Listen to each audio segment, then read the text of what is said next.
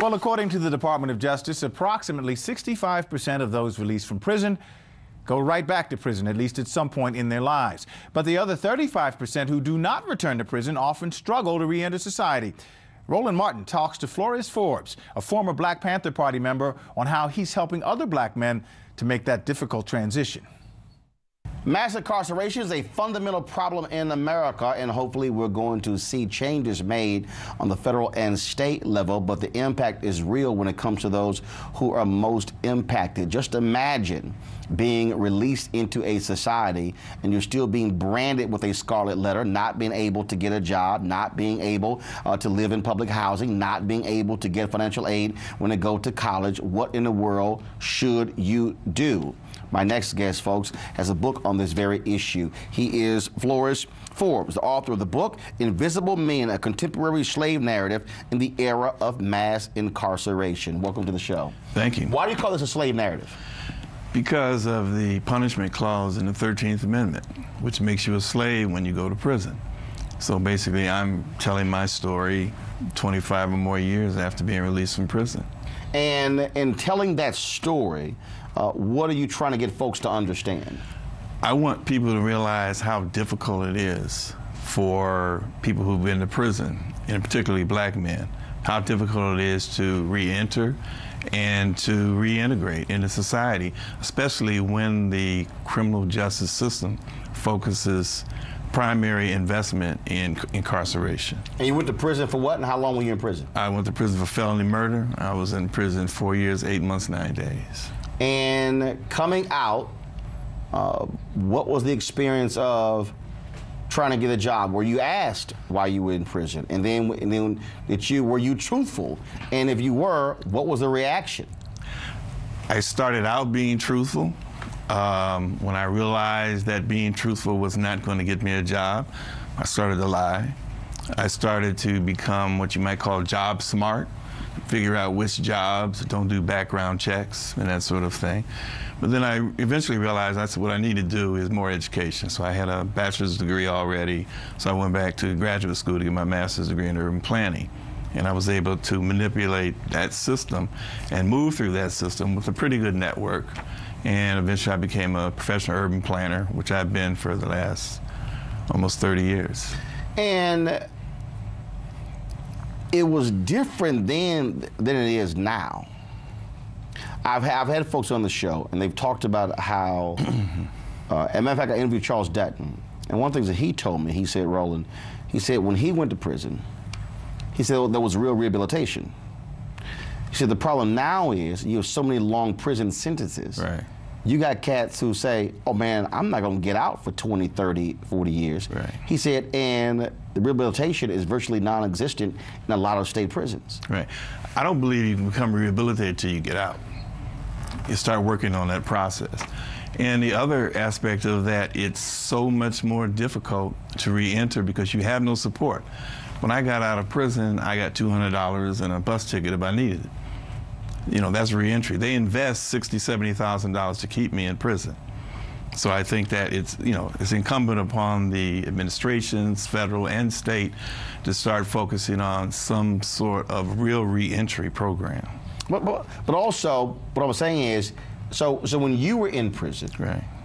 What were you able to do in prison, thinking, okay, what I'm going to do with my life when I get out? Right. I went to college when I was in prison. I used we had Pell Grants then. I planned. I organized my life. Right. So you got a Pell Grant in college. Yeah. In prison. Yeah. But see, now, because of the rules, right, if you go to prison, right, you can't get financial aid. That's right.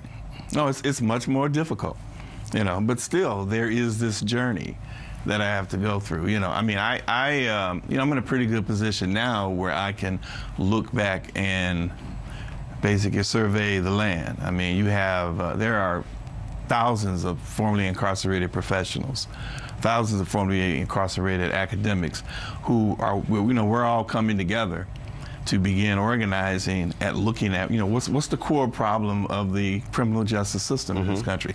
It's the punishment clause in the 13th Amendment. You know, it began before that when Thomas Jefferson in the Fire Bell in the Night started talking about we can't let them go. So basically, the punishment clause was this loophole to maintain control over African Americans in this country. And what we're also seeing is that when you talk about can't vote, right? You talk about the whole effort when it comes to ban the box, right? People say, well, get your life together, assimilate back into society. Right. But literally, if there are closed doors wherever you go, you are in essence being forced to return to a life of crime or illegal activity just to survive. And if you don't do that, the way the title of my book, Invisible Men, you have to hide for a certain amount of time. You have to be below the radar. And that's what I did for almost 15 years. And what does that mean, below the radar? I mean, you know, like I said, you're lying on your job application. You're probably making up what's on your resume. You know, I think that, you know, it's very, very difficult. You know, you deceive your friends, you're deceiving your family, you're deceiving people as you move through your professional career. You know, it's very, very difficult. Especially, I mean, I decided to go into, I went to the private sector. I didn't know that formerly incarcerated people didn't go into the private sector, you know, and I had all these obstacles, but what happened was that I was able to develop a social network, which I think is extremely important. And I had people who were basically, they saw I did good work, and they were willing to recruit me to the positions that they had, they were offering. And what do you want? First of all, who is this book targeted to? Do you want policymakers to understand this? Employers? Who?